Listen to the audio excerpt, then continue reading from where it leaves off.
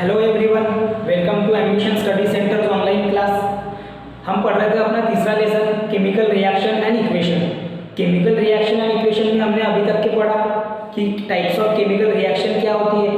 उसके बाद में उसके पहले हमने पढ़े थे balancing the chemical equation, how to write the chemical equation. Before that हमने पढ़े थे कि chemical reaction means what. I hope आप सभी इतने जो हमने अभी तक के जितने भी पार्ट पढ़े हैं इस लेसन में वो आपने पूरा प्रैक्टिस करे होंगे, रिवीजन करे होंगे। अब आज हम पढ़ते हैं अपने अगले टॉपिक की ओर, जो कि है रेट ऑफ केमिकल रिएक्शन।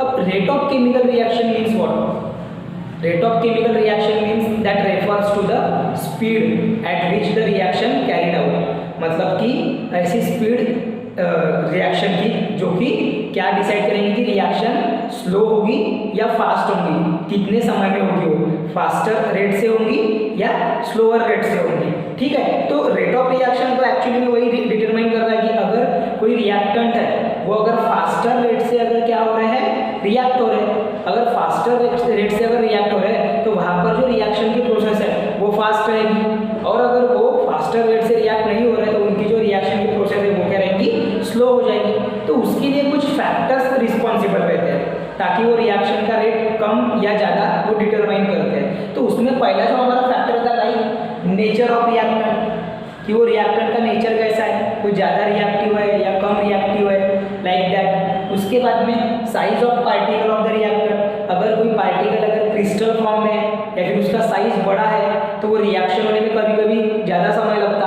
और अगर वो पाउडर फॉर्म में है या फिर लिक्विड के फॉर्म में तो हो सकता है कि उनकी रिएक्शन क्या हो, जल्दी हो, बिकॉज ऑफ की their physical properties like there boiling point, melting point, ये भी मैटर करता है। केमिकल प्रॉपर्टीज भी मैटर करती है उनके लिए, समझ में आया। उसके बाद में concentration of the reactant, concentration कितना है उस रिएक्टेंट का, वो डाइल्यूटेड है या कॉन्सेंट्रेटेड है। अब ये डाइल्यूटेड और कॉन्सेंट्रेटेड का मीनिंग क्या होता है?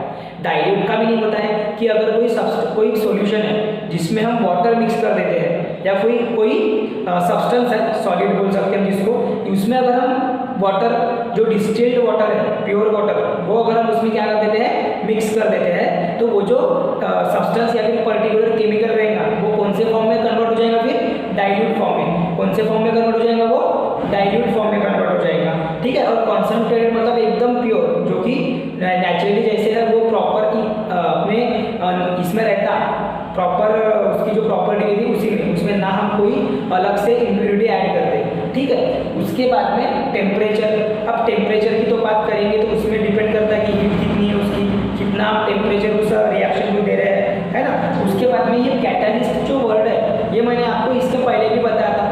कैटालिस्ट जो कि रिएक्शन में most of the time take part नहीं करता, लेकिन वो अवेलेबल करके देगा कोई ना कोई एलिमेंट, कोई ना कोई सब्सटेंस रिएक्शन को फास्ट रेट से कराने के लिए। ठीक है, मतलब वो रिएक्शन का रेट क्या करता है, फास्ट करता है। जिसमें से अभी हम पहले पढ़ने वाले हैं नेचर ऑफ रिएक्टेंट। हमारा जो पहला टॉपिक है रेट ऑफ रिएक्शन में, वो पहला फैक्टर है जो कि अफेक्ट करता है रेट ऑफ रिएक्शन को, वो कौन सा है, नेचर ऑफ रिएक्टेंट। अब नेचर ऑफ रिएक्टेंट के लिए आपके टेक्स्ट बुक के अकॉर्डिंग आपको दो एग्जांपल लेना है। दो एग्जांपल इन द सेंस हमको लेना है reaction of zinc with dilute HCl। अब डाइल्यूट का मीनिंग आपको समझ में आ गया होगा।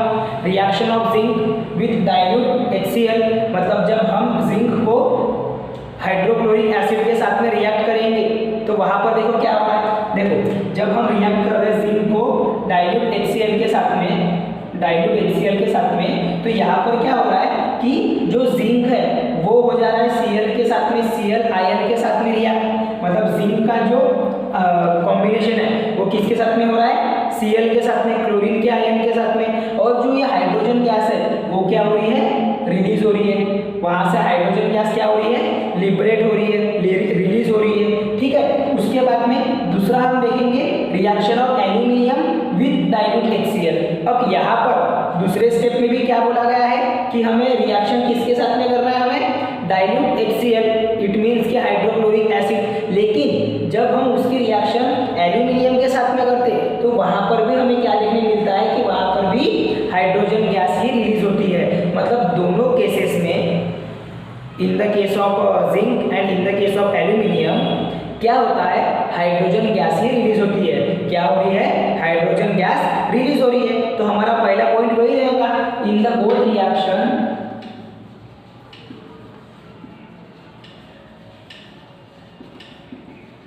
in the both reaction of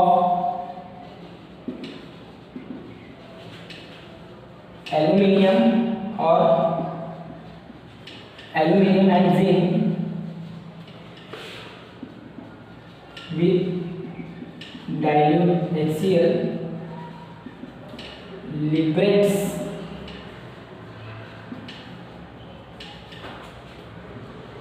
H2 gas. क्या लिबरेट करता है वो, H2 gas. But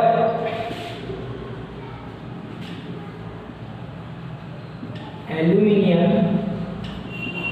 is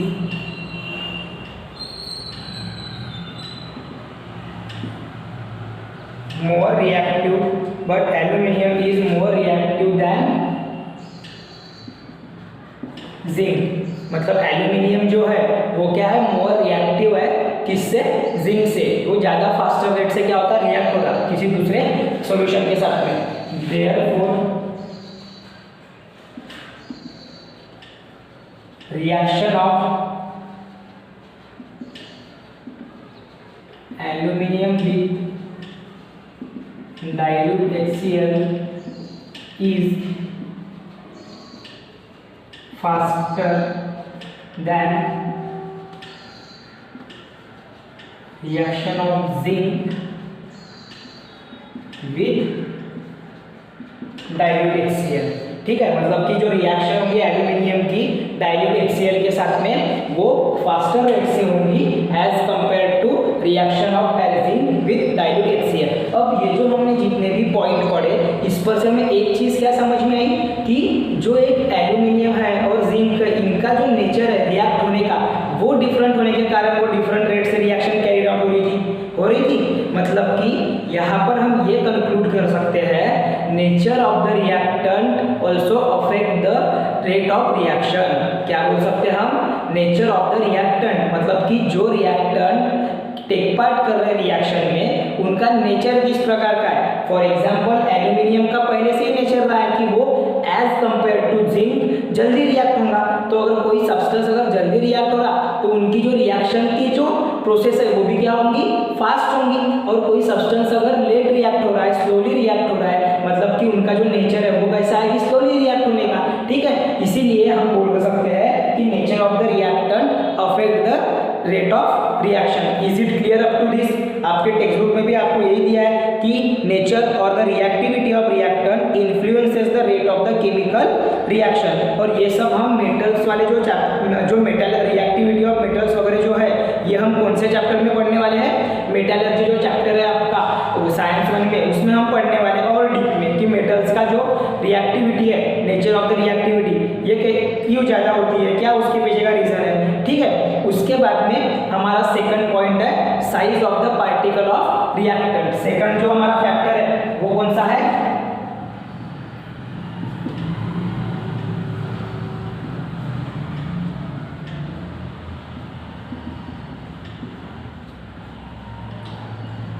size of particle of reactant. मतलब कि अभी सपोज करो कि आपकी कोई केमिकल रिएक्शन है जिसमें आपका जो रिएक्टेंट है वो पाउडर फॉर्म में भी रह सकता, वो क्रिस्टल के फॉर्म में भी रह सकता, वो एक्वियस मतलब सॉल्यूशन के फॉर्म में रह सकता और गैस के फॉर्म में रह सकता। ठीक है, तो जनरली अभी आपके टेक्स्ट बुक में एक आपको एक्टिविटी दी हुई है, पहले उसको समझते हैं और उसके बाद में फिर साइज ऑफ द पार्टिकल किस प्रकार से अफेक्ट करता है रेट ऑफ द रिएक्शन को, वो समझने की कोशिश करते हैं। देखो, आपको एक्टिविटी में बोला गया है कि 2 टेस्ट ट्यूब लेना है, उसके बाद में बैलेंस, यहाँ पर बैलेंस जो वेट मेजर करने के लिए इंस्ट्रूमेंट है जिसको नाम दिया गया है बैलेंस। उसके बाद में मेजरिंग सिलेंडर का काम क्या होता है कि हम जितने क्वांटिटी में हमारा रिएक्टेंट लेंगे तो उसको अगर काउंट करना है तो उसके लिए हमको क्या यूज करेंगे, मेजरिंग सिलेंडर। लाइक केमिकल्स अगर हमें यूज करना है तो उसके लिए मेजरिंग सिलेंडर्स का यूज करते हैं उसको काउंट करने के लिए। देन केमिकल्स में क्या क्या लग रहा है, देखो पीसेस ऑफ शाहाबाद टाइल। अब ये शाहाबाद टाइल क्या है, शाहाबाद टाइल जैसे तुमने अपने घरों पे देखो फ्लोरिंग वगैरह अपन करते हैं तो वहाँ पर जो टाइल का यूज होता है वो भी एक प्रकार रहता है टाइल्स का, ठीक है। उसके बाद में पाउडर ऑफ शाहाबाद टाइल, गलती से वो बोलना हो गया, powder of Shahabad tile, dilute HCl, और हमको क्या लग रहा है वहाँ पर डाइल्यूट। ये डाइल्यूट, ये वर्ड का मीनिंग अपने दिमाग में बैठा लो।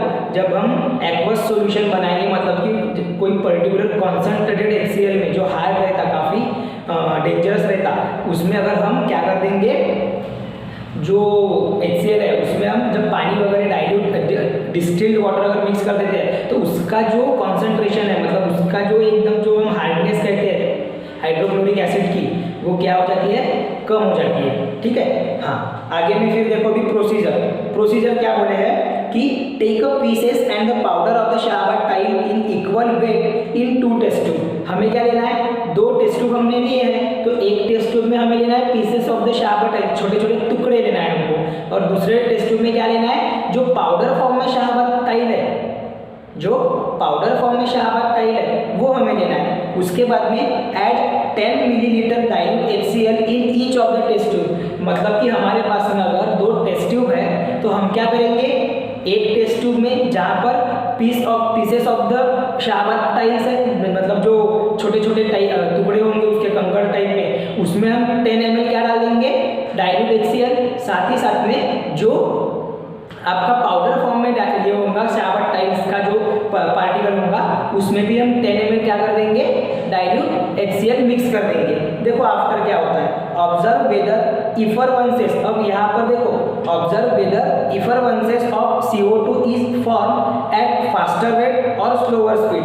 मतलब कि यहाँ पर क्या बोला गया है कि रिएक्शन कैसे होंगी, कि हमको क्या ऑब्जर्व करना है, जब हम शाहाबाद टाइल के दोनों टेस्ट ट्यूब में क्या डालेंगे, डाइल्यूट HCl, तो वहाँ पर प्रोड्यूस होंगे इफरवेंसेस ऑफ CO2। इफरवेंसेस मतलब जो बबल्स फॉर्म में जो गैसियस निकलता ना, बबल्स के फॉर्म में जो गैस निकलती है कार्बन डाइऑक्साइड की, उसको कहेंगे इफरवेंसेस उसके। तो जो इफरवेंसेस है वो हमें दिखते हैं, तो वो कौन से रेट से दिखते हैं, फास्टर रेट से दिखते हैं या स्लोअर स्पीड से दिखते हैं। देखो कंक्लूजन क्या रहेगा इसमें, कि जो CO2 के इफरवेंसेस है, वो CO2 के इफरवेंसेस जो है वो स्लोली फॉर्म होंगे कौन से टेस्ट ट्यूब में, जिस टेस्ट ट्यूब में पीसेस ऑफ शाहाबाद टाइल्स है, मतलब कि जो कंकड़ टाइप में हम जिसको बोलेंगे, टुकड़े टुकड़े जो हमने लिए थे, उसके जो टेस्ट ट्यूब है वहाँ पर जो इफरवेंसेस है वो क्या होंगे, स्लो रेट से निकलना चालू होंगे। और दूसरी ओर जब हम टेस्ट ट्यूब जहाँ पर हमने पाउडर फॉर्म में लिए थे, शाहाबाद टाइल को, तो वहाँ पे जो इफरवेंसेस है वो क्या होंगे, फास्टर रेट से निकलना चालू रहेंगे। एक बार फिर से रिपीट करना कि अगर कोई टेस्ट ट्यूब है जिसमें हमने एक टेस्ट ट्यूब में सपोज करके चलो कि टेस्ट ट्यूब A है और टेस्ट ट्यूब A है, और दूसरी test tube B। Test tube E में क्या, A में क्या है, टेस्ट ट्यूब E में हम लेंगे, A में लेंगे हम, हाँ टेस्ट ट्यूब E में लेंगे, A में लेंगे हम पीसेस ऑफ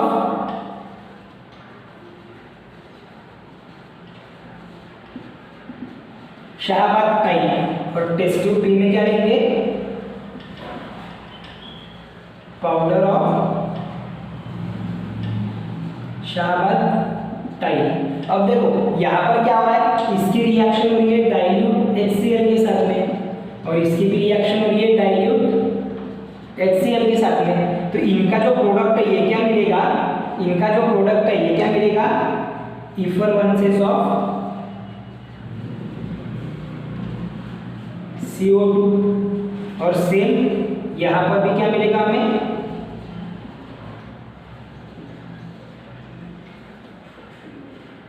इफरवेंस ऑफ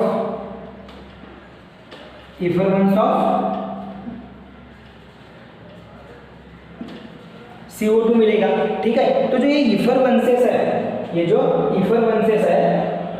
स्पेलिंग्स अपनी क्लियर नहीं दिख रही होंगी आपको, ठीक है, लेकिन इफरवेंस है वो। तो यहाँ पर देखो दोनों भी इसमें हमें इफरवेंसेस मिल रहे हैं, लेकिन हमको क्या ऑब्जर्व करने मिला है यहाँ पर जब हम एक्सपेरिमेंट परफॉर्म करते हैं, तो कि ये जो जहाँ पर हमने पीसेस रखे थे शाहाबाद टाइल के, तो ये जो रिएक्शन है ये क्या हो रही थी, स्लो रेट से हो रही थी, और ये जो रिएक्शन है उसके कंपैरिजन में क्या थी, फास्टर थी, उसके कंपैरिजन में क्या थी वो फास्टर थी। इसका मतलब ये है कि ये जो पार्टिकल्स है पाउडर फॉर्म में, इनका जो साइज है ये कम था, इस वजह से वहां पर रिएक्शन फास्ट रेट में कैरिड आउट हुई। और जो पीसेस ऑफ द शार्प हमने एक टेस्ट ट्यूब में लिए थे, तो उनका जो पार्टिकल्स का साइज था वो क्या था, बिगर था देन द पाउडर। पाउडर में बहुत माइन्यूट पार्टिकल्स होते, छोटे छोटे छोटे छोटे, पूरा पाउडर फॉर्म में है ना, तो इसीलिए उनका जो रिएक्शन है वो क्या हो रहा था, स्लो हो रहा था। और वही आपके टेक्स्ट बुक में भी आपको दिया हुआ है, ठीक है। सो इस पर से हम ये कंक्लूड कर सकते हैं, ये हम बता सकते हैं कि the rate of the reaction depend upon the size of the particle. Rate of the reaction कैसे डिपेंड करेगा, साइज ऑफ द पार्टिकल पे, that taking part in a chemical reaction. मतलब smaller the size faster the reaction. क्या बोलेंगे हम, क्या बोलेंगे उसके ऊपर से, क्या बोलेंगे, ये थोड़ा लिख लेना। मैं इतने पार्ट का पहले स्क्रीनशॉट ले लूँ, नहीं तो रुको मैं यहाँ पर थोड़ा नोट करके लिख देता हूँ। ये ध्यान में रखना, ये इसके लिए है, ठीक है। Smaller the size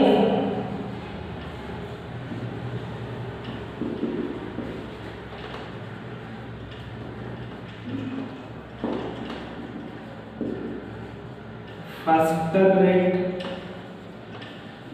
of reaction. अगर स्मॉलर साइज है तो फास्टर रेट है रिएक्शन का, higher the rate of reaction भी बोल सकते हैं या फिर फास्टर भी बोल सकते हैं,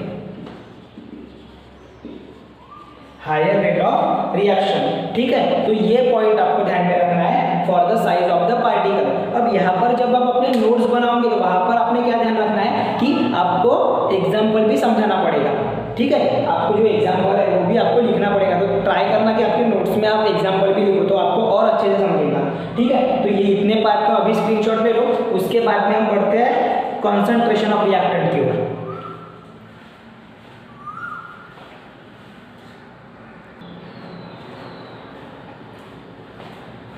तो बढ़ते हैं अपने अगले फैक्टर की ओर। देखो अभी हमने यहाँ तक के पढ़े कि नेचर ऑफ द रिएक्टेंट एक फैक्टर है जो रेट ऑफ द रिएक्शन को क्या करेगा, अफेक्ट करेगा, और दूसरा हमने पढ़े थे size of the particle of the reactant. अब तीसरा हमें पढ़ना है concentration of reactant. Concentration of reactant means what, कि वो जो रिएक्टेंट है उसका क्या कॉन्सेंट्रेशन है, क्या कैपेसिटी है। जैसा मैंने बोला था आपको कि डाइल्यूट करते हैं तो उसकी जो रिएक्शन है वो थोड़ा कम रेट से होती है, और वही अगर कॉन्सेंट्रेटेड है मतलब उसमें कोई दूसरा सॉल्यूशन उसमें ऐड ऑन नहीं है, मतलब उसका जो हार्डनेस रहता है, हार्डनेस इन द सेंस यहाँ पर कोई भी जो एसिड रहेगा तो वो बहुत कॉन्सेंट्रेटेड रहता है, मतलब डेंजरस भी रह सकता है, तो उसकी जो कैपेसिटी होती है रिएक्शन कैरी आउट करने की वो फास्टर रहती है, ठीक है। उसका टेम्परेचर भी कभी कभी ज़्यादा हाई रहता, तो उनका जो टेम्परेचर है या फिर उनका जो हार्डनेस है वो कम करने के लिए हम उसको क्या करते हैं, डाइल्यूट करते हैं। लेकिन डाइल्यूट करने के बाद में अगर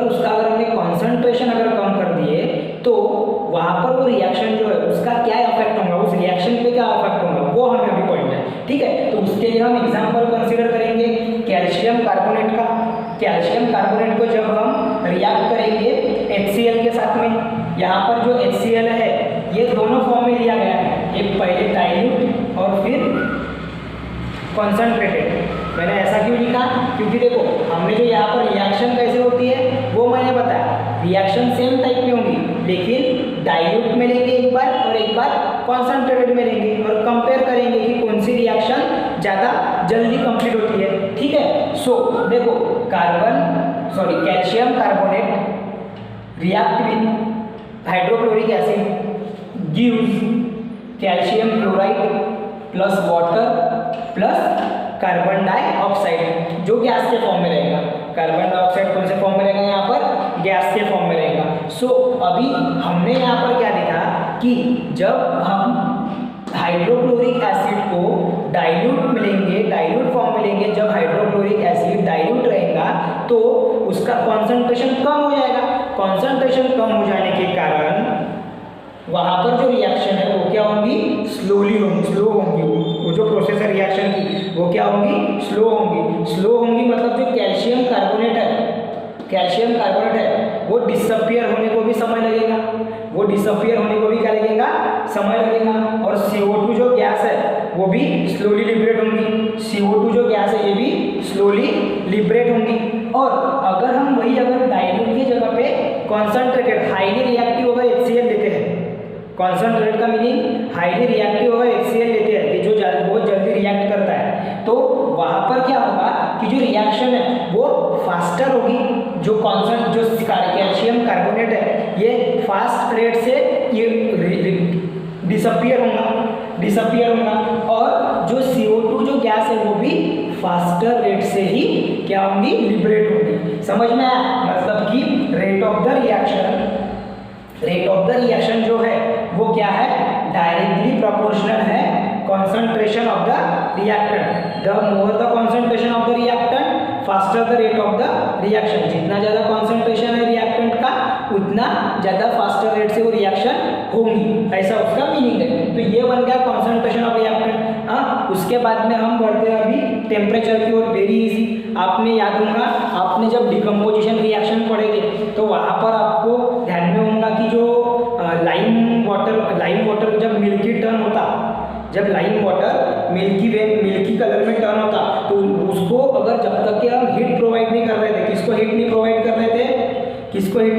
रहे थे, लाइमस्टोन को जब तक कि हम हीट प्रोवाइड नहीं कर रहे थे तब तक के वहाँ पर जो लाइम वाटर है वो टर्न हो रहा था क्या, मिल्की में जो कैल्शियम कार्बोनेट आपके एक टेस्ट ट्यूब में था। आई थिंक आपको एक्टिविटी जो है वो पेज नंबर 37 आपके टेक्स्ट बुक के पेज नंबर 37 पर दी हुई है, जहाँ पर हम कैल्शियम कार्बोनेट को क्या कर रहे हैं, डिकम्पोज कर रहे थे बाय द हीटिंग प्रोसेस। मतलब जब हम उसको हीट नहीं दे रहे थे तो वो जो कैल्शियम कार्बोनेट है वो डिकम्पोज नहीं हो रहा था, लेकिन जैसे ही हमने उसको हीट देना प्रोवाइड कर दी है सो वहाँ पर क्या हुआ, उसका टेम्परेचर बढ़ गया। टेम्परेचर बढ़ जाने के कारण वो जो लाइम वाटर है दूसरे टेस्ट ट्यूब में वो भी क्या हो गया, मिल्की सब्सटेंस में टर्न हो गया है। तो यहाँ पर क्या समझ में आ रहा कि temperature also take part in the rate of reaction, मतलब कि वो भी रेट ऑफ रिएक्शन में टेक पार्ट करेगा। अगर ज़्यादा टेम्परेचर है तो उसकी जो रिएक्शन है वो भी क्या होंगी, फास्टर रेट से होंगी। समझ में आ रहा है? ये आपका चौथा पॉइंट हो गया। And the last one of the rate of reaction, factors that affect the rate of reaction, उसका लास्ट वन क्या है, कैटालिस्ट। जो मैंने स्टार्टिंग में जब हमने स्टार्ट करे थे आज का टॉपिक तो तुमको बताया था कैटालिस्ट क्या होता है। Catalyst is a substance whose speed up the rate of reaction. वो क्या करेगा, रेट ऑफ रिएक्शन को उसकी स्पीड बढ़ाएगा, फास्टर करेगा without given change in a chemical reaction. मतलब वो कोई केमिकल रिएक्शन में चेंज आएगा कि उसका without causing change in a chemical reaction, मतलब वो केमिकल रिएक्शन में अपने वजह से कोई चेंज नहीं लाएगा। उसका काम क्या है, सिर्फ और सिर्फ रेट ऑफ द रिएक्शन को फास्टर करना। उसका काम क्या है कि जो रेट ऑफ द रिएक्शन है उसको फास्टर करना। लाइक हम एक डेफिनेशन देखते हैं पहले, the catalyst is a substance that speed up the chemical reaction but it is not causing any chemical change to it. मतलब कि कैटलिस्ट एक ऐसा सब्सटेंस है जो केमिकल रिएक्शन में टेक पार्ट करता है, लेकिन वहाँ पर वो कोई भी केमिकल चेंज नहीं लाएगा वो रिएक्शन में। बस वो क्या करेगा, उस रिएक्शन को स्पीडली फास्टर रेट से कंटिन्यू करेगा। उसकी प्रोसेस जो है केमिकल रिएक्शन की उसको और फास्टर करेगा। ठीक है, एग्जाम्पल के तौर पर अगर देखेंगे हम, सो 2H2O मतलब हाइड्रोजन का अपना वाटर का हम क्या कर रहे हैं, डिकम्पोजिशन कर रहे हैं in the presence of catalyst MnO2 magnesium oxide. Okay, so यहाँ पर क्या होगा, मैग्नीशियम ऑक्साइड टेक पार्ट नहीं कर रहा रिएक्शन में, लेकिन हमको जो रेट ऑफ रिएक्शन है वो हमें फास्टर रेट से मिलेगा। मतलब ये जो डिकम्पोजिशन है वाटर का ये फास्टर रेट से होगा इन the presence of catalyst magnesium oxide. Okay, sorry, उसके बाद में आपको मैं बोलना भूल गया था एक कि जो डिकम्पोजिशन ऑफ रिएक्शन है उसमें एक हाइड्रोजन परऑक्साइड के लिए भी क्वेश्चन दिया हुआ है आपके पेज नंबर इक्वेशन नंबर 17 पे। ठीक है, वो भी आप देख सकते हो, ठीक है ना। आई थिंक हाँ 17,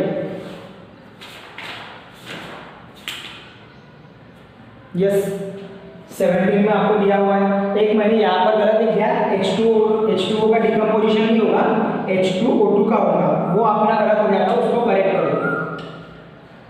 इट मीन्स कि H2O जब हम डिकम्पोज करेंगे तो उससे ऑक्सीजन और हाइड्रोजन ही मिलेगा हमें, लेकिन जब हम H2O2 हाइड्रोजन परऑक्साइड उसको जब डिकम्पोज करेंगे इन the presence of catalyst MnO2, तो वहाँ पर आपको मिलेगा वाटर और ऑक्सीजन गैस के फॉर्म में लिबरेट भी होगा।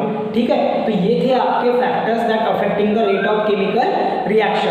आपको यहाँ तक के कोई डाउट है? ये थोड़ा अच्छे से क्लियर कर लेना। मैं एक बार और बताता हूँ, यहाँ पर वो मैंने गलती से लिख दिया था, आपको यहाँ पर क्लियर करना है वो। ठीक है, हाँ, उसके बाद में ये डाइल्यूट और कॉन्सनट्रेटेड का भी आपको पूरा समझ में आ गया होगा। चलो इतने पार्ट का फिर से स्क्रीनशॉट ले लो, फिर बढ़ते हैं हम ऑक्सीडेशन एंड रिडक्शन रिएक्शन की ओर।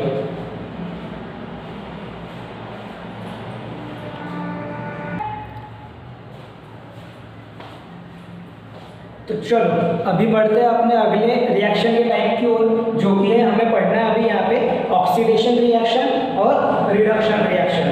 अब देखो ऑक्सीडेशन रिएक्शन क्या होती है?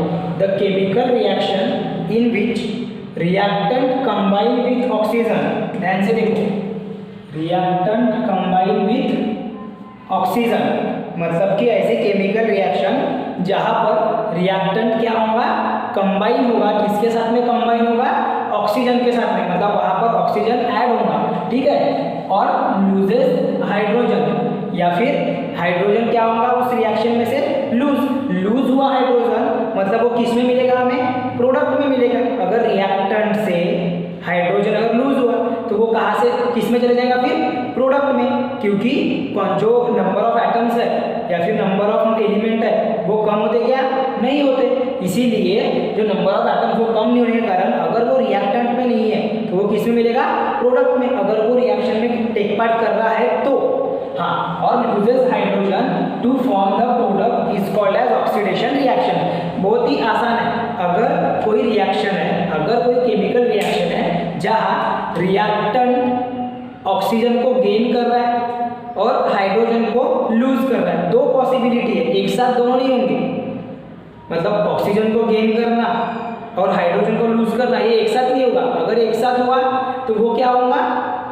अगर एक साथ हुआ तो वो क्या होगा? वो दूसरी रिएक्शन कैरी आउट होंगे वहाँ पे। लेकिन यहाँ पर क्या हो रहा है कि ऑक्सीजन एक तो गेन करेगा रिएक्टेंट या फिर हाइड्रोजन को लूज करेगा, तो वहाँ पर क्या होंगी? Oxidation reaction. वहाँ पर क्या होंगी? Oxidation reaction. इसको और शॉर्ट में समझते हैं हम। देखो, अगर कोई रिएक्टेंट है तो रिएक्टेंट के साथ में क्या ऐड हो जाएगा? O2। रिएक्शन के साथ में क्या ऐड हो जाएगा? O2। ये ध्यान में रखना है। That is it means oxygen with reactant, मतलब रिएक्टेंट के साथ में क्या रहेगा? ऑक्सीजन रहेगा। रिएक्टेंट के साथ में ऑक्सीजन रहेगा। उसके बाद में प्रोडक्ट के साथ में क्या आएगा? हाइड्रोजन। ये दो डेफिनेशन बताया ना मैंने, यहाँ पर ही दो पॉइंट है। मतलब कौन सा? एक है गेन ऑक्सीजन, मतलब कंबाइन होने का मीनिंग, और लूज हाइड्रोजन। तो हाइड्रोजन लूज हो रहा है मतलब वो किस में ऐड हो जाता है? फिर प्रोडक्ट में ऐड हो जाता है। तो प्रोडक्ट में ऐड होना मतलब हाइड्रोजन विथ प्रोडक्ट, तो इसे कहेंगे ऑक्सीडेशन रिएक्शन। इसे कौन सी रिएक्शन कहेंगे? Oxidation the reaction in which oxygen is combined with reactant और lose hydrogen to form the product is called as oxidation reaction. Okay, take some examples of oxidation reaction. देखो examples देखो oxidation reaction के। Like देखो यहाँ पर क्या है? पहला आपका 2Cu कॉपर और react with oxygen. Copper react with oxygen मतलब रिएक्टेंट के साथ में क्या आ गया? यहाँ पर ऑक्सीजन आ गया। ऑक्सीजन आ गया तो यहाँ पर क्या बनेगा? 2CuO। क्या बन जाएगा? 2CuO। तो यहाँ पर क्या हो रहा है? ऑक्सीजन ऐड हो रहा है रिएक्टेंट में, मतलब रिएक्टेंट कंबाइन विथ ऑक्सीजन। ये वाली पहली जो टर्म है हमारी वो यहाँ पर प्रूफ साबित हो रही है, वो सही साबित हो रही है। हाँ, तो ये क्या होगा? ऑक्सीडेशन रिएक्शन होगी। यहाँ पर ये कौन सी रिएक्शन रहेगी? ऑक्सीडेशन रिएक्शन, क्योंकि यहाँ पर क्या हो रहा है? ऑक्सीजन कंबाइन हो रहा है। ऑक्सीजन कंबाइन हो रहा है। ध्यान से सुनो मैं क्या बोल रहा।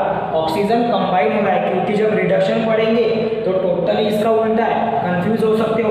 ठीक है, ऑक्सीजन कंबाइन होगा तो ऑक्सीडेशन रिएक्शन। सेकंड इसमें भी Mg में O2 ऐड हो रहा है, मतलब फिर से क्या बनेगा 2MgO, C और O2 ऐड हो रहा है तो CO2 क्या बनेगी CO2 गैस, मतलब हमारी इसमें क्या हो रहा है ऑक्सीडेशन हो रहा है। क्या हो रहा है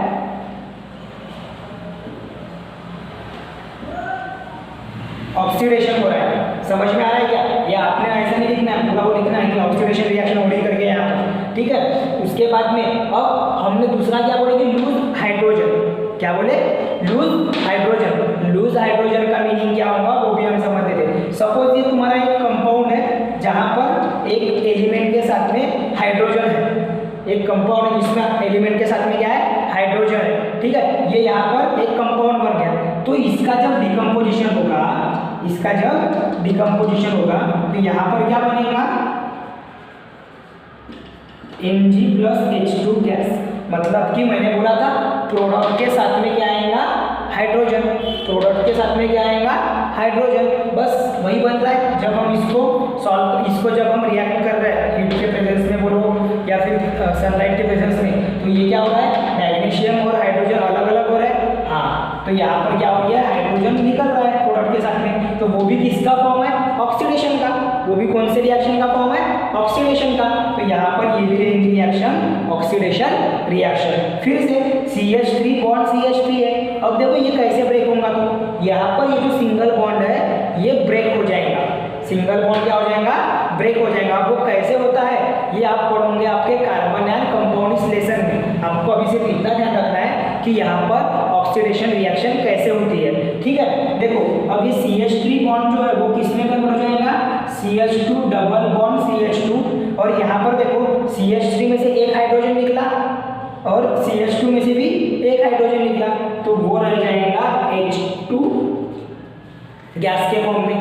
मतलब यहाँ पर भी हाइड्रोजन क्या हो रहा है लूज हो रहा है, हाइड्रोजन क्या हो रहा है लूज हो रहा है। मतलब ये भी फिर कौन सी टाइप की रिएक्शन है ऑक्सीडेशन रिएक्शन। ये पूरे के पूरे जो एग्जांपल्स है ये किसके हैं ऑक्सीडेशन रिएक्शन के। तो ऑक्सीडेशन रिएक्शन आपको समझ में आ गई होंगी।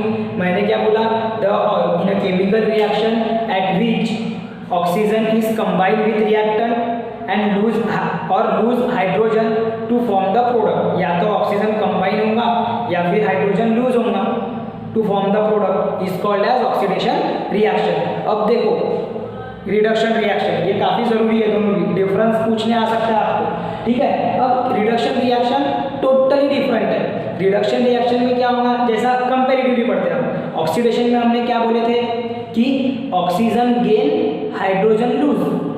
रिडक्शन में क्या होगा हाइड्रोजन गेन करेगा, मतलब कि रिएक्टेंट के साथ में हाइड्रोजन आएगा एंड ऑक्सीजन लूज करेंगी कोई केमिकल रिएक्शन, मतलब कि प्रोडक्ट में ऑक्सीजन फॉर्म होगा, तो उसे कहा जाता है ऑक्सीडेशन रिडक्शन रिएक्शन। उसे कहा जाता है reduction reaction. The chemical reaction in which reactant gain hydrogen, ध्यान से देखो, the chemical reaction in which reactant gain hydrogen, reactant accept करता है हाइड्रोजन को और lose oxygen atom to form the product is called as reduction reaction. समझ में आया इसका मीनिंग? अभी काफी आसान है, इसको कंपैरेटिवली पढ़े तो यहाँ पर था रिएक्टेंट कंबाइन विद ऑक्सीजन, किसमें ऑक्सीडेशन में, और प्रोडक्ट अपना रिडक्शन में रिएक्शन कंबाइन विद हाइड्रोजन।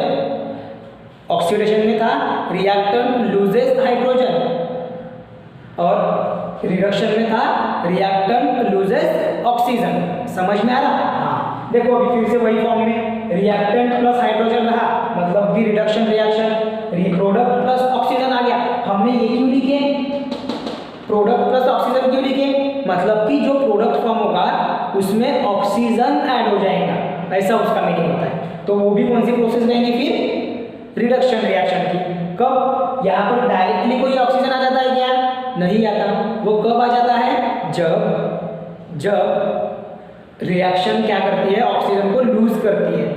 समझ में आ रहा है? हाँ, तो ये भी हो जाएगा प्रोडक्ट। लाइक ये एग्जांपल देखो, ये एग्जांपल समझना काफी जरूरी है। ये एग्जांपल में क्या हो रहा है CuO प्लस H2, मतलब यहाँ पर CuO के साथ में क्या ऐड हो रहा है? क्या ऐड हो रहा है? H2 गैस ऐड हो रही मतलब कि वो कौन सी रिएक्शन है, रिडक्शन रिएक्शन। तो वहां पर क्या बनेगा, इन the presence of heat Cu plus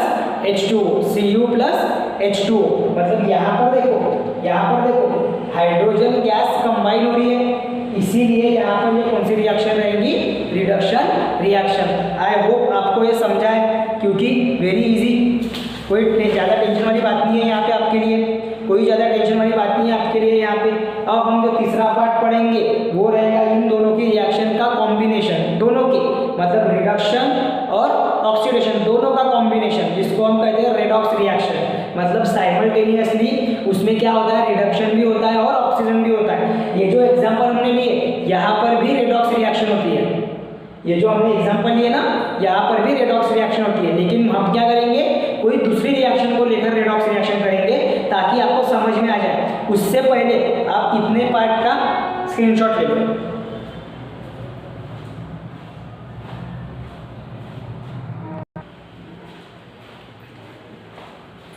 तो चलो अभी और बढ़ते हैं आगे। हमारा जो पेज नंबर 42 है टेक्स्ट बुक का, उसके ऊपर के कुछ पॉइंट्स को कवर करते हैं। लाइक सबसे पहले समझते हैं कि ऑक्सीडाइजिंग एजेंट क्या होता है। Oxidising agent means what, chemical substances which brings about an oxidation reaction by making the oxygen available.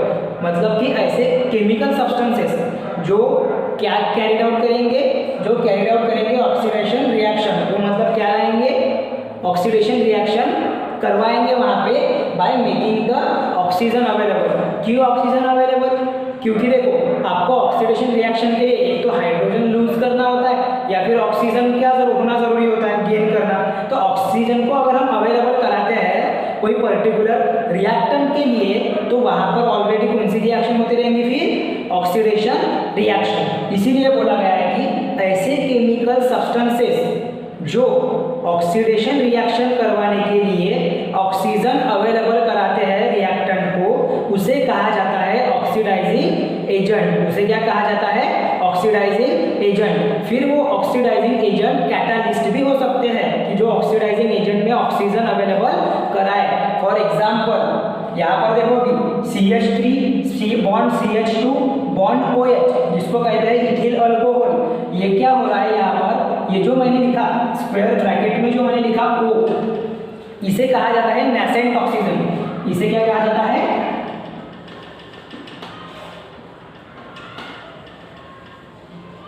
Nascent oxygen. यह है नेसेंट ऑक्सीजन आपका, जो कि इस फॉर्म में लिखा जाता है। जनरली ऑक्सीजन O2 के फॉर्म में, O3 के फॉर्म में लिखा जाता है, बट सिंगल फॉर्म में जहाँ पे one atom of oxygen single ही नहीं लिखा जाता। लेकिन ये जो है नेसेंट ऑक्सीजन, ये किसी कंपाउंड से हमें मिलता है, वो भी एक ऑक्सीडाइजिंग एजेंट है। वो भी क्या है, ऑक्सीडाइजिंग एजेंट। सो ये जो नेसेंट ऑक्सीजन है, ये कौन प्रोवाइड कर रहा है, K2Cr2O7, ये जो कैटालिस्ट है, K2Cr2O7 ये जो कैटालिस्ट है, ये वो सब्सटेंस है, केमिकल सब्सटेंस, जो कि हमको क्या अवेलेबल करके दे रहा, नेसेंट ऑक्सीजन, जो कि किसमें टेक पार्ट करेगा, ये इथिल अल्कोहल के साथ में रिएक्शन में वो क्या करेगा, टेक पार्ट करेगा।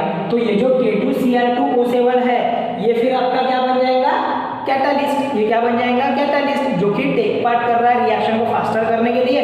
और दूसरा क्या काम करेगा, ये दूसरा काम करेगा एज अ ऑक्सीडाइजिंग एजेंट। क्यों ऑक्सीडाइजिंग एजेंट, क्योंकि हमने क्या कहे हैं, ऐसा केमिकल सब्सटेंस जो ऑक्सीडेशन रिएक्शन होने के लिए ऑक्सीजन की अवेलेबिलिटी करा कर देता है, उसे कहते हैं ऑक्सीडाइजिंग एजेंट। मतलब यहाँ पर ऑक्सीजन कौन प्रोवाइड कर रहा है हमें, K2Cr2O7, तो वो क्या रहेगा वहाँ पर, ऑक्सीडाइजिंग एजेंट, जो कि आपको दिया हुआ भी है।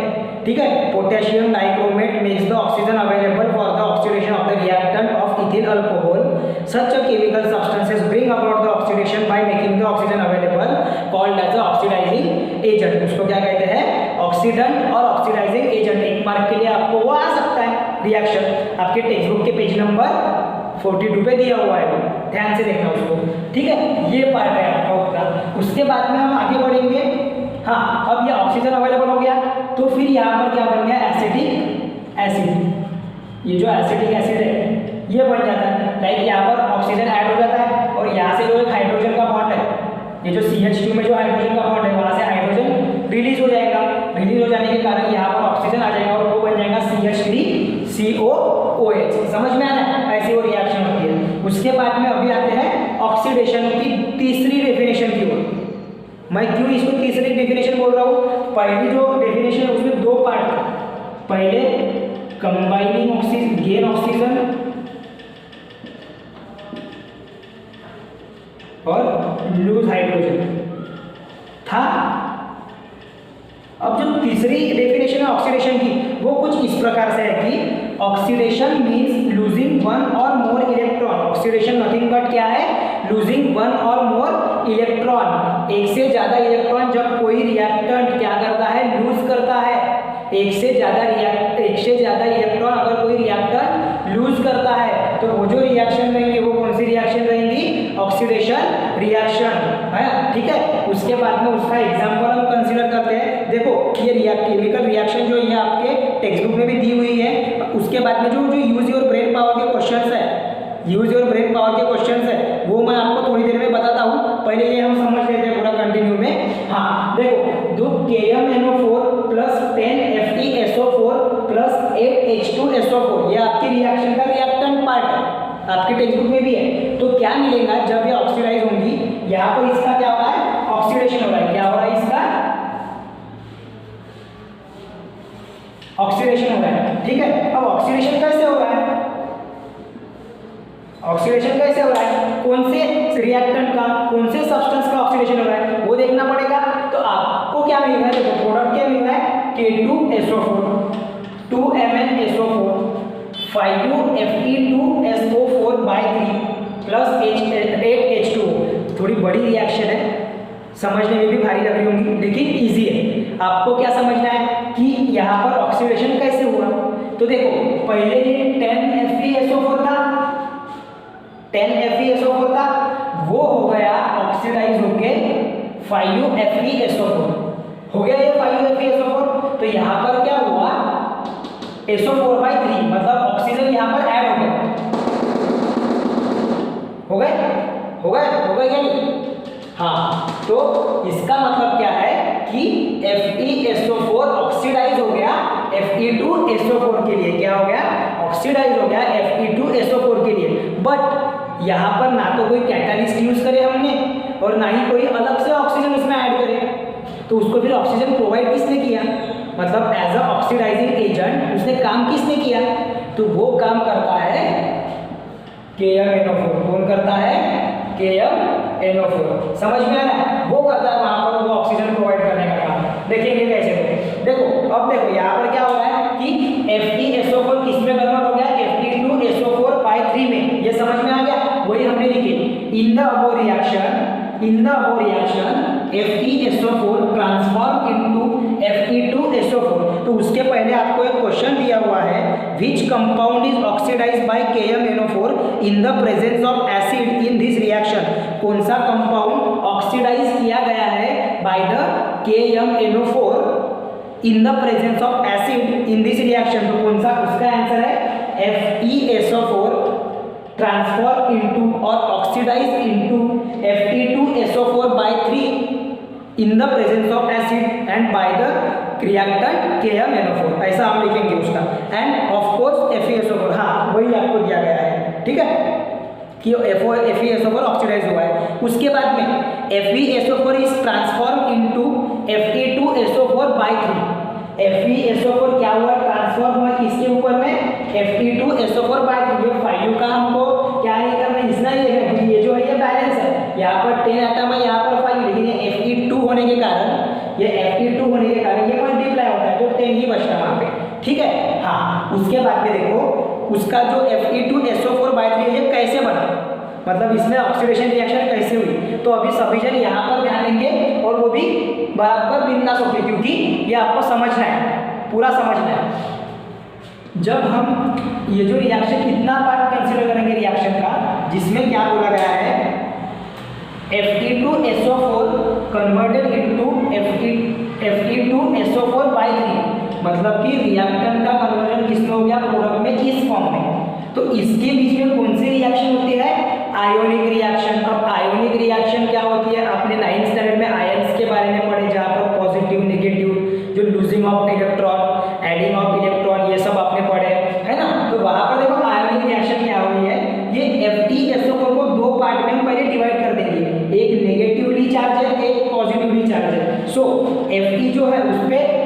पॉजिटिव चार्ज है, पॉजिटिव आयन है वो, और नेगेटिव आयन कौन सा है, SO4 2 माइनस, SO4 2 माइनस। इसी को मैंने तोड़ के ऐसा लिखा, ये जो 2 है इसका भी फिलहाल में कुछ भी नहीं है, मैंने क्या किया Fe 2 प्लस और SO4 2 माइनस ऐसे दो आयंस के फॉर्म में लिखा। क्यों लिखा मैंने ये, बिकॉज ऑफ कि हमको कौन सी रिएक्शन पढ़ना है, आयोनिक रिएक्शन पढ़ना है। कौन सी रिएक्शन पढ़ना है, आयोनिक रिएक्शन पढ़ना है। सो Fe 2 प्लस SO4 2 माइनस, और इसको भी ब्रेक करो, इसको भी ब्रेक करो। इसको जब ब्रेक करेंगे तो ये जो 2 है, ये जो 2 है ये उसके कोएफिशिएंट में आ जाएगा, तो वही लिखिए हमने 2Fe 3 प्लस। अब ये 3 प्लस कैसे आया, ये मैं आपको बताता हूँ, नेट चार्ज उस पर कैसे आया 3 प्लस, ठीक है। Fe 3 प्लस और SO4 2 माइनस, ये जो 3 है ये उसके कोएफिशिएंट में आ गया। ये हो गई आपकी आयोनिक रिएक्शन। अब हमें ध्यान देना है कि Fe 2 प्लस से Fe 3 प्लस कैसे बना, क्या समझना है हमें, Fe 2 प्लस का कन्वर्जन Fe 3 प्लस में कैसे हुआ, यही हमें नेट आयोनिक रिएक्शन पढ़ना है। तो देखो कैसे होता है, Fe 2 प्लस क्या करेगा, अपना और एक रिएक्टिव इलेक्ट्रॉन Fe 2 प्लस अपना और एक इलेक्ट्रॉन क्या करेगा, लूज कर देगा। Fe 2 प्लस अपना और एक इलेक्ट्रॉन क्या कर देगा, लूज कर देगा, मतलब कि माइनस होगा, रिड्यूस होगा। तो जितने नंबर ऑफ इलेक्ट्रॉन अगर कोई सब्सटेंस है या फिर कोई एटम है जो अपने खुद का एक इलेक्ट्रॉन डोनेट करता है, लूज करता है, तो उस पर और एक पॉजिटिव चार्ज आ जाता है। मतलब पहले उस पर Fe 2 प्लस पॉजिटिव चार्ज था, आफ्टर दैट उस पर E माइनस हो गया, तो वो बन गया Fe 3 प्लस पॉजिटिव चार्ज। समझ में आ रहा, इसीलिए जो नेट आयोनिक रिएक्शन है ये बन गई Fe 2 plus equal to Fe 3 plus. अभी समझा, अभी समझा, ये है उसके पीछे का रीजन। मतलब कि Fe 2 प्लस क्या करेगा, एक इलेक्ट्रॉन लूज करेगा तो जाके उस पर और एक पॉजिटिव चार्ज आता है। अगर ऐड हुआ रहता ना तो यहाँ पर Fe माइनस हो गया रहता, लेकिन ऐड नहीं हुआ, वहां पे वो डोनेट करता है अपना एक इलेक्ट्रॉन। समझ में आया, वो क्या करता है, डोनेट करता है। इसको हमने पढ़े थे पीरियोडिक टेबल में, जो इलेक्ट्रोपॉजिटिविटी है वो हमने पढ़े थे उसमें पीरियोडिक टेबल में, ठीक है। ये बात उसमें आ जाती है। तो इस प्रकार से यहाँ पर वो ऑक्सीडेशन रिएक्शन होती है और ये प्रोडक्ट मिलता है हमें। समझ में आ रहा है, इस प्रकार से वहाँ पर ऑक्सीडेशन रिएक्शन होती है। This net ionic reaction represent the oxidation brought by the KMnO4, ठीक है। हाँ, अब आगे में इस पर से हमने ये प्रूफ किया कि oxidation means nothing but the losing of one or more electron, losing of one or more electron is called as oxidation reaction. Reduction reaction क्या होती है हमने पहले ही पढ़े, रिडक्शन रिएक्शन हमने पहले ही पढ़े। अब हम पढ़ेंगे रेडॉक्स रिएक्शन। अभी हम क्या पढ़ेंगे, रेडॉक्स रिएक्शन। पहले आप इतने पार्ट का स्क्रीनशॉट ले लो, आप इतने पार्ट का स्क्रीनशॉट ले लो। आई होप मैं आपको शॉर्ट में समझा, मतलब यहाँ पर पूरा ऐसे वर्ड टू वर्ड नहीं लिखा हुआ मैंने, लेकिन समझने में पूरा समझ गया हमने, ठीक है। आपको समझ गया होगा, अगर नहीं समझा होगा तो आप कमेंट कर सकते हो, ठीक है। इतने पार्ट का आप पहले स्क्रीनशॉट ले लो सफिशिएंट।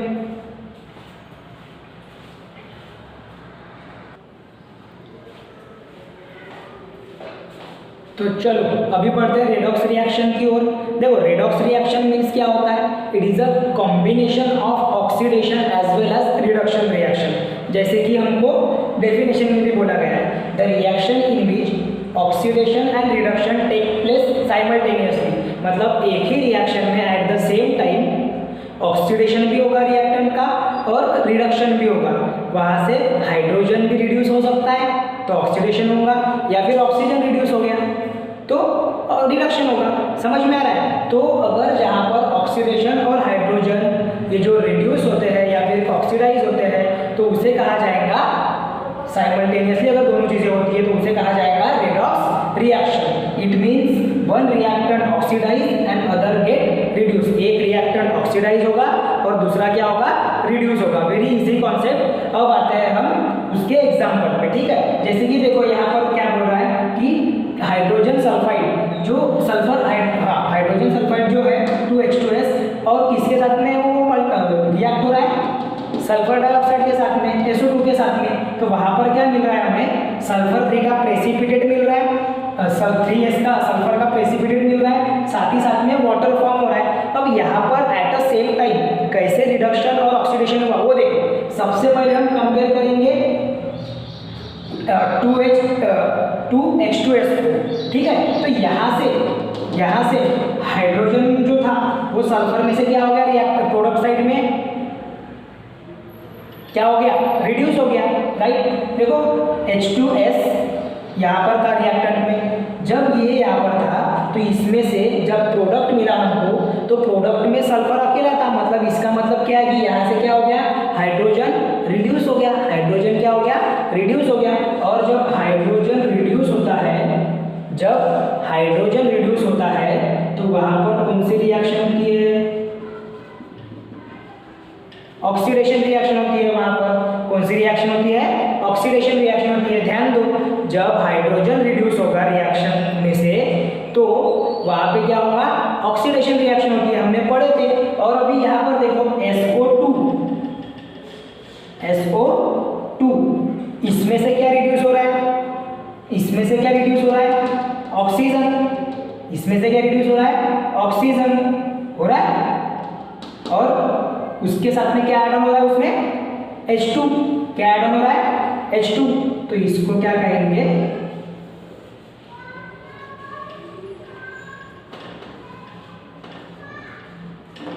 Reduction reaction. क्या रिएक्शन कहेंगे इसको, रिडक्शन रिएक्शन। समझ में आ रहा है, कोई डाउट है अभी यहाँ पे, पक्का।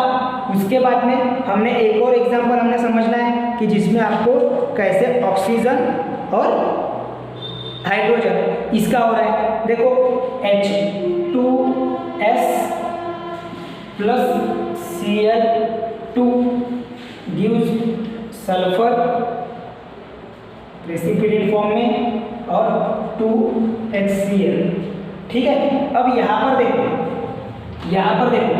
फिर से H2S में से सिंगल रह रहा सल्फर, मतलब यहाँ पर रिमूवल ऑफ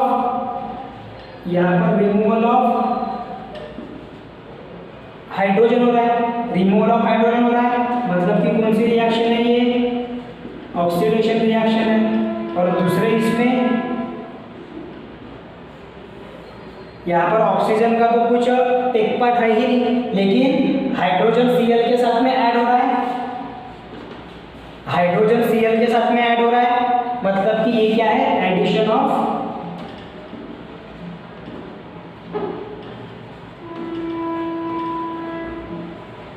हाइड्रोजन। तो रहेगा फिर रिडक्शन रिएक्शन। कौन सी रिएक्शन रहेगी वो, रिडक्शन। मतलब एट द सेम टाइम जब कोई केमिकल रिएक्शन में ऑक्सीडेशन भी होगा और रिडक्शन भी होगा तो उसे कहा जाएगा रेडॉक्स रिएक्शन। देखो रेडॉक्स रिएक्शन कंफ्यूजिंग बहुत है, समझने में आसान है। अगर आपने ऐसा कॉन्सेप्ट चार्ट बनाया कि अगर लॉस्ट हाइड्रोजन सो ऑक्सीडेशन होगा, गेन हाइड्रोजन होगा तो रिडक्शन होगा, ठीक है। गेन ऑक्सीजन होगा तो लॉस हाइड्रोजन होगा तो ऑक्सीजन होगा तो रिडक्शन। अगर गेन हो रहा है ऑक्सीजन तो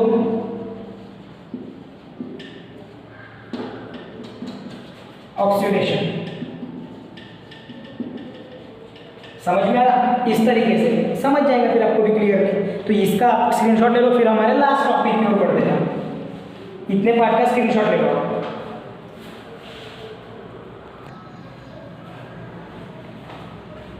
तो अभी आते हैं करोजन की ओर। देखो जो ऑक्सीडेशन रिएक्शन हमने पढ़ा है उसका जो एप्लीकेशन है वो आपका है करोजन है। जनरली आपने देखे होंगे कि जो आयरन है, आयरन के जो मटेरियल है उसको अगर ऐसे मतलब बाहर कहीं पे भी रख दो आप तो वो कुछ समय बाद में उसके ऊपर में एक रेड ब्राउनिश कलर की क्या आ जाती है, लेयर आ जाती है। वो एक्चुअली में रहता है रस्ट, उसे कहा जाता है रस्ट। और वो rust, iron rust means he क्या है, एक्चुअली एक करोजन का टाइप है, ठीक है। तो जो आपको करोजन समझने के, कोरोजन समझने के लिए, कोरोजन के लिए आपको एक एक्टिविटी दी हुई है पेज नंबर 44 पे। तो एक्टिविटी कुछ मैं शॉर्ट में समझ देता हूँ आपको 4 अलग अलग टेस्ट ट्यूब लेना है और उन टेस्ट ट्यूब में एक टेस्ट ट्यूब में हमको ऑयल भरना है, ऑयल की लेयर रखना है बॉइल्ड वाटर के ऊपर में और उसमें डाल देना है हमको आयरन नेल। और सेकंड इसमें सॉल्ट सॉल्यूशन में डालना है उसको, ठीक है। जो सेकंड हमारा टेस्ट ट्यूब है उसमें हमको सॉल्ट सॉल्यूशन में क्या रखना है, सॉल्ट सॉल्यूशन में रखना है आयरन के नेल को। उसके बाद में थर्ड इसमें एयर के, इसमें जहाँ पर कोई नो ऑयल है और नो ही कोई वाटर है। और चौथे इसमें air and anhydrous calcium chloride, air and anhydrous calcium chloride. अब देखो प्रोसीजर क्या है। Place the 4 test tube on a test tube stand, take some boiled water in test tube, 1 test tube, put a oil layer on it, take some salt in water second. हाँ वही बताया जो मैंने अभी आपको बताया कि एक टेस्ट ट्यूब में ऑयल लेके जो ऑयल की जो लेयर है वो बॉइल्ड वाटर के ऊपर में रखना है और उसमें हमको डाल देना है iron nail. Second test tube में हमको जस्ट एक सॉल्ट का सॉल्यूशन लेना है। ऐसा सब 4 टेस्ट ट्यूब लेना है। क्या होगा कुछ समय दिनों में, कुछ समय बाद में, कुछ दिनों बाद में क्या होगा देखो, the rusting process take rapidly in the presence of salt. कौन किसके प्रेजेंट में रस्टिंग की प्रोसेस होंगी, in the presence of salt. क्यों होंगी पता होगी, क्योंकि वहाँ पर जो आयोनिक रिएक्शन जो है, जो ऑक्सीडेशन का जो प्रोसेस है वो फास्ट होता है, वो अच्छे से होता है। Have you seen the effect of redox reaction in the everyday life? हमने मतलब अपने जनरल लाइफ में रेडॉक्स रिएक्शन का भी इफेक्ट देखे जहाँ पर ऑक्सीडेशन और रिडक्शन दोनों भी होता है, ठीक है। उसके बाद में new vehicle look shining, on the contrary vehicle look dull. मतलब कि जो नए व्हीकल्स है वो क्या होते हैं, शाइनी दिखते हैं, और जो ओल्ड हो जाते हैं वो कुछ दिनों बाद वो अपने आप डल दिख जाते हैं वही व्हीकल। क्यों? बिकॉज ऑफ कि उनमें भी क्या होता है, ऑक्सीडेशन रिडक्शन होते रहता है, ठीक है। उसके बाद में this layer called as a rust, और ये जो लेयर होती है जो आयरन वगैरह पे हम देखते हैं उसको क्या कहते हैं, रस्ट कहते हैं। उसका फॉर्मूला है Fe2O3X H.2O, ठीक है। उसके बाद में वो जो रस्ट का जो फॉर्मूला है वो सिंपल तरीके से, मतलब ऑक्सीजन या फिर जो वाटर है, ऑक्सीजन का जो रिएक्शन है आयरन के ऊपर में वो होने से डायरेक्टली नहीं होता, उसके पीछे भी एक केमिकल इलेक्ट्रोकेमिकल जो रिएक्शन है, कौन सी, electrochemical reaction at the cathode and the anode, उसके अकॉर्डिंगली वो होती है। अब कैथोड और एनोड क्या होता है, देखो कैथोड मीन्स होता है कि जहाँ पर नेगेटिव चार्ज रहेगा, एक इलेक्ट्रोड है कैथोड इलेक्ट्रोड जहाँ पर नेगेटिव चार्ज रहेगा, और एनोड जो है उस पर रहेगा पॉजिटिव चार्ज। कौन सा चार्ज रहेगा, पॉजिटिव चार्ज। ये इलेक्ट्रोकेमिकल रिएक्शन में होता है एक्चुअली, ये हमें यहाँ पर समझना है वो अच्छे से, ठीक है। पहले हम पढ़ेंगे कोरोजन की definition. Due to the various component of atmosphere oxidation of metals take place consequently resulting in their damage, this is called as a corrosion. मतलब कि क्या बोला गया है कि जब वेरियस कंपोनेंट एटमॉस्फेयर के लाइक एयर, मॉइस्चर, ये सारी चीजें, ठीक है, oxidation of metal take place. Oxidation of metal क्या होगा वहाँ पे, टेक प्लेस होगा, वहाँ पर ऑक्सीडेशन होगा मेटल्स का। उसके बाद में इसका क्या रिजल्ट आएगा कि उनका जो डैमेज है, मतलब जो मेटल है वो क्या हो जाएगा, डैमेज होते चले जाएगा, वो खराब होते चले जाएगा, ठीक है। उसी को क्या कहते हैं, corrosion. Iron rust is corrosion of a metal. Iron rust जो है वो कोरोजन है मेटल्स का, उसका बेस्ट एग्जाम्पल है। केमिकल फॉर्मूला उसका Fe2O3.X H.2O बताया था। फिर एनोड और कैथोड भी आपको मैंने बता ही दिया, एनोड पे पॉजिटिव चार्ज होता है और कैथोड पे नेगेटिव चार्ज होता है। अब ये जो आयरन रस्ट है ये किस तरीके से उसकी प्रोसेस होती है वो हम पढ़ेंगे। देखो क्या बोला गया है, Fe is oxidise to Fe2+ in the anode region. Anode region में पॉजिटिव चार्ज होता है, तो जो Fe2+ है वो पॉजिटिवली चार्ज एनोड रीजन में ही होगा। अब ये जो Fe है ये Fe2 कैसे बना, ये जो Fe है ये Fe2 कैसे बना, पॉजिटिव चार्ज कब आता, जब कोई एलिमेंट या फिर कोई मेटल अपने पास के इलेक्ट्रॉन को डोनेट करता है, लॉस्ट करता है, बराबर। तो ये जो Fe है ये क्या करेगा, Fe क्या करेगा, अपने पास के इलेक्ट्रॉन को लॉस्ट करेगा। कितने इलेक्ट्रॉन को लॉस्ट करेगा, 2 इलेक्ट्रॉन को, 2 इलेक्ट्रॉन को लॉस्ट करेगा। उसके ऊपर में कौन सा चार्ज आ रहा है, Fe2। और हमने यहाँ पे +2 इलेक्ट्रॉन इसलिए लिखे क्योंकि जब ये दोनों मिक्स होते हैं तो इसी का मीनिंग ये भी होता है, समझ में आ रहा है। क्योंकि जब एक्सेप्ट करेगा तो सेम यही रह जाएगा, उस पे का पॉजिटिव चार्ज हट जाएगा, तो ये उसका मीनिंग है बैलेंस करने के लिए उसको। तो यहाँ पर क्या होगा वो कि Fe2+ कब आएगा, जब वो अपने 2 इलेक्ट्रॉन क्या करेगा, लॉस्ट करेगा, ठीक है। उसके बाद में उसके में ऑक्सीडेशन रिएक्शन होगी और लॉस्ट करेगा। फिर सेकंड क्या है, O2 is reduce to from the water in the cathode region. O2 जो है वो क्या होता है, रिड्यूस होता है। क्यों रिड्यूस होता है, टू फॉर्म द वाटर, क्या फॉर्म करने के लिए, वाटर फॉर्म करने के लिए, टू द कैथोड रीजन जहाँ पर नेगेटिव चार्ज रहता है। अब देखो O2 के साथ में कौन रिएक्ट हो रहा, हाइड्रोजन के प्लस आयंस, हाइड्रोजन के प्लस आयंस रिएक्ट हो रहे हैं तो वहाँ पर रिडक्शन रिएक्शन होती है। जब हाइड्रोजन ऐड होता है तो रिडक्शन रिएक्शन होती है, इसीलिए बोला गया कि वो रिड्यूस हो रहा है यहाँ पे।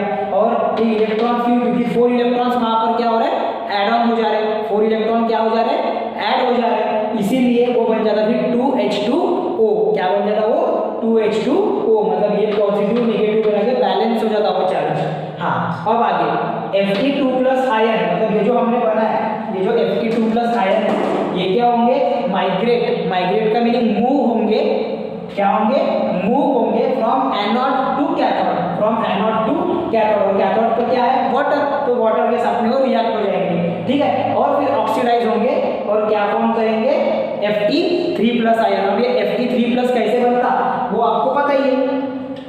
अगर Fe2+ आयन है वो और एक इलेक्ट्रॉन लूज कर देगा तो वो क्या बन जाता है, Fe3+ आयन, ठीक है। इसका उल्टा ये Fe3+ ion equal to Fe2+, ये उसका उल्टा है, तो समझ में आ रहा है। हाँ देखो ये इस तरीके से बनता है Fe3+। सो अभी देखो जो फाइनल आपकी रिएक्शन है वो क्या होगी, 2Fe3+, ये 2 इसलिए लिखे क्योंकि हमको रिएक्शन बैलेंस करना है। 2Fe3+ plus water gives Fe2O3 plus 6H+ ions.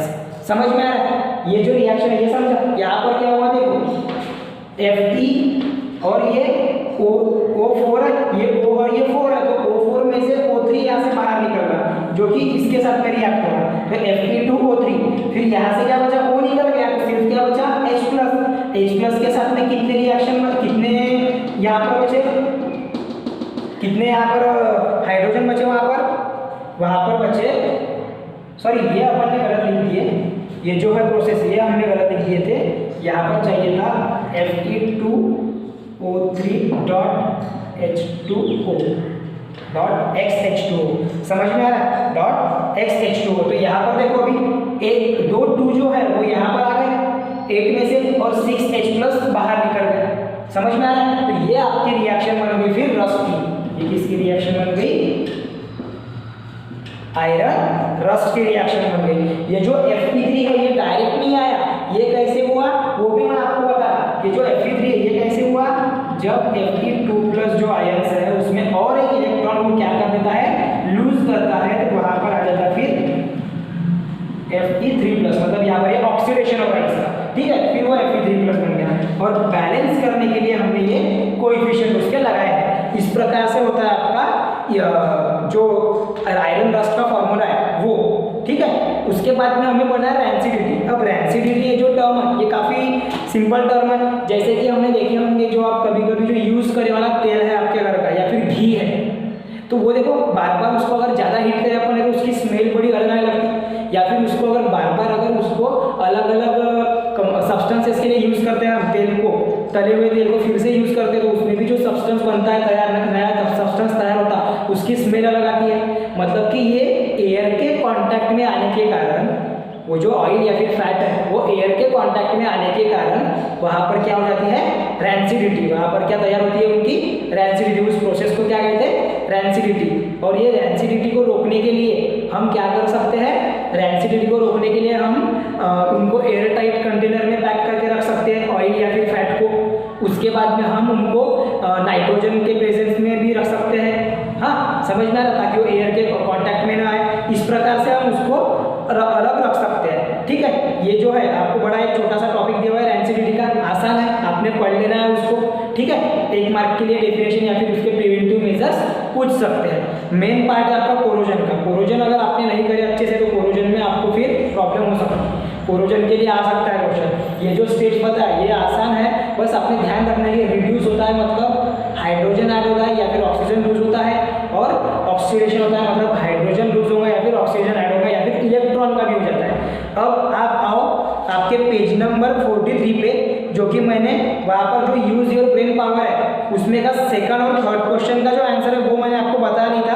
First question आपको करना है पेज नंबर 43 का यूज योर ब्रेन पावर का सेकंड और थर्ड क्वेश्चन।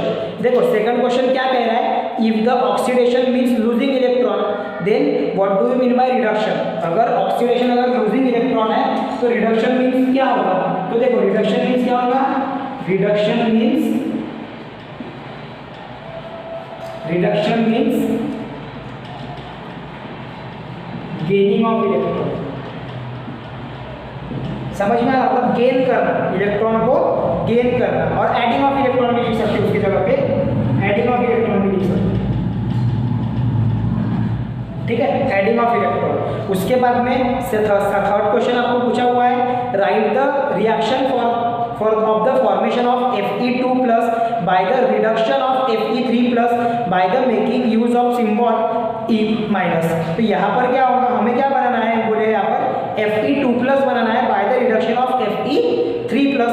Fe2 प्लस का Fe3 प्लस कब बनेगा, जब Fe3 प्लस में एक इलेक्ट्रॉन हम ऐड कर देंगे तो ये रिड्यूस होके बनेगा Fe2 प्लस, क्योंकि गेन हो रहा है, ऐड हो रहा है इलेक्ट्रॉन तो रिडक्शन हो रहा है, मतलब इसमें अगर एक इलेक्ट्रॉन ऐड हो गया तो क्या हो जाएगा, Fe2 प्लस बन जाएगा। ये है उसका आंसर, ठीक है, समझ में आया। हाँ, तो थिंक अबाउट इट वाला क्वेश्चन आपको सॉल्व करना है, आपके लिए होमवर्क है थिंक अबाउट इट वाला क्वेश्चन। ये दो मैंने कराया, यहाँ तक के हमने देखो कोरोजन पढ़े, उसके बाद में oxidation reaction, reduction reaction, redox reaction भी अच्छे से पढ़े। लेकिन थोड़ा कंफ्यूजिंग पार्ट क्या है कि जब हम वो हाइड्रोजन ऑक्सीजन का लूज एक्सेप्ट ऐसा जो हम पढ़ते हैं, तो ये सारी चीज़ों में आपको थोड़ा प्रॉपरली करके रखना है, इसीलिए नोट्स अच्छे से बनाओ, ठीक है। और ये जो लेसन की इंपॉर्टेंट क्वेश्चन है वो आपको आप तक के पहुंच जाएंगे, ठीक है, ओके। यहाँ पर हम खत्म कर रहे हैं हमारा ये लेसन। यहाँ इसका जो एक्सरसाइज है उसमें जो फर्स्ट सेकंड क्वेश्चन जो है या फिर जो बैलेंस इक्वेशन के लिए क्वेश्चन है वो आपने खुद ने करना है। रिमेनिंग क्वेश्चंस का जो डाउट रहता है तो वो आप कमेंट करके पूछ सकते हो, ठीक है।